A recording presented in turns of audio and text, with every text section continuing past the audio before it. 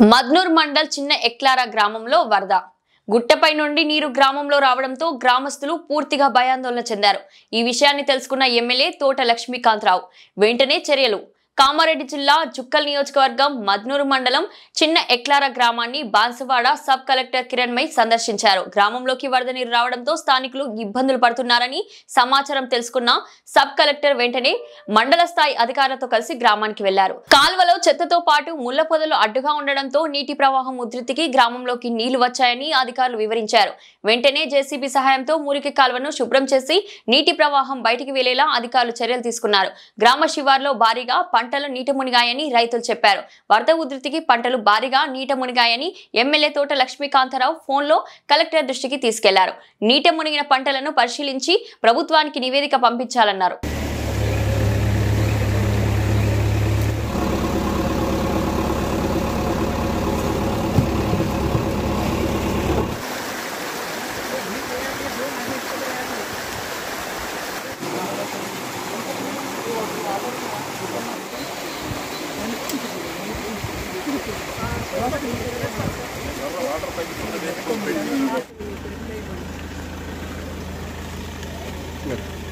So రాష్ట్ర వ్యాప్తంగా heavy rains situation ఉండడం వలన మనకి అలర్ట్స్ రావడం జరిగింది। అలాగే మద్దూర్ మండలంలో నిన్న హెవీ రెయిన్స్ సంభవించడం జరిగింది।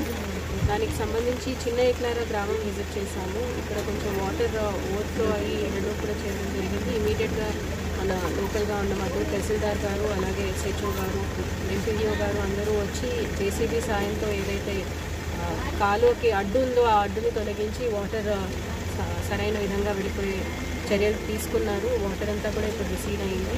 అయితే ప్రజలు మాత్రం అప్రమత్తంగా ఉండాలి। ఎవరు కూడా తగ్గిపోయింది కదా బయట వెంచర్ చేయొచ్చు అనే ఆలోచనతో ఉండకూడదు। శ్రావణ మాసం లాస్ట్ శనివారం అని అందరూ పండుగలు చేసుకోవడానికని బాగా ప్రయాణాలు చేస్తున్నారు। దయచేసి అత్యవసరమైన పరిస్థితులు ఉంటే తప్ప ప్రయాణాలు అనేది పెట్టుకోవద్దు। అట్లాగే పిల్లలని పశు సంపదని కూడా కాపాడుకోవాల్సిన బాధ్యత ఉంటుంది కాబట్టి చాలా జాగ్రత్తగా వర్షాలు తగ్గుముఖం పట్టే వరకు ప్రతి ఒక్కరు కూడా చాలా జాగ్రత్తగా ఉండాలి। కరెంటు స్తంభాల దగ్గరికి వెళ్ళకపోవడం కానీ అట్లాగే ఎటువంటి ఇబ్బంది వచ్చినా ఇమీడియట్గా మీ గ్రామ పంచాయతీలో ఉన్న పంచాయత్ సెక్రటరీ గారికి కానీ ఎంపీడీఓ కానీ ఎంఆర్ఓ గారికి కానీ లోకల్గా మీకు ఏ గవర్నమెంట్ అధికారి నెంబర్ ఉంటే వాళ్ళకి ఫోన్ చేస్తే మేము తక్షణమే స్పందిస్తాము। ఇలా ప్రాబ్లమ్స్ వచ్చిన దగ్గర కూడా మేము మా స్టాఫ్ని ఏదో పోలీస్ స్టాఫ్ కానివ్వండి, రెవెన్యూ డిపార్ట్మెంట్ స్టాఫ్ కానివ్వండి, పంచాయతీరాజ్ డిపార్ట్మెంట్ స్టాఫ్ కానివ్వండి వాళ్ళు స్టేషన్ అయి ఉంటున్నారు। సో వాళ్ళని ఇమీడియట్గా సంప్రదించండి। తక్షణమే మీకు గవర్నమెంట్ అన్ని విధాలుగా సహాయపడడానికి